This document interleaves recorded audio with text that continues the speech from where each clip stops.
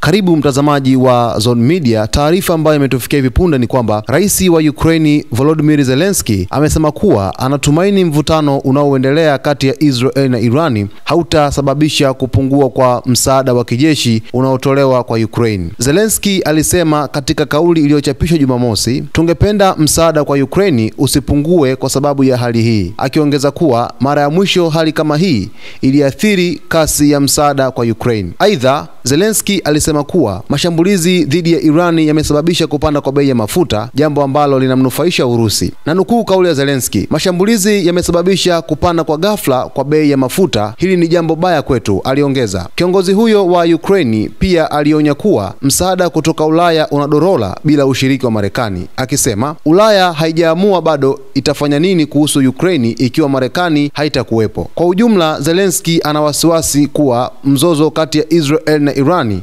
unaweza kupelekea dunia kupunguza umakini kwa vita ya Ukraine na kuathiri msaada wanaotegemea hasa kutoka Marekani. Hofu kubwa ya Rais Zelensky inalenga kuhusu kama Marekani akiongeza tension kwenye upande wa kuisaidia Israel na kuiacha Ukraine, basi inampa hofu zaidi Rais Zelensky kwamba huenda misaada ikapungua kwa Ukraine, lakini vile vile anahofia labda Marekani ikiamua kumsaidia zaidi Israel na kumsusa Ukraine, basi mataifa ya Ulaya yana kauli gani juu ya Ukraine?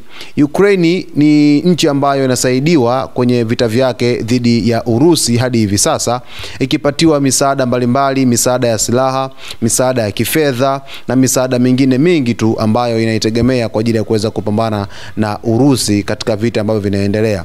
Sasa mpaka Rais Zelensky ameongea mapema jioni ya leo, inamaanisha kwamba ni kwa jinsi gani Ukraine ina wasiwasi mkubwa kutokana na mzozo huu ambao unaendelea kwa hivi sasa kati ya Irani na Israel. Sasa mtazamaji, kwa taarifa nyingi zaidi kuhusiana na mzozo huu, basi salia na Zone Media, utaweza kupata taarifa zetu kwa haraka iwezekanavyo. Asante kwa kuchagua Zone Media. Naitwa Victor Moshi.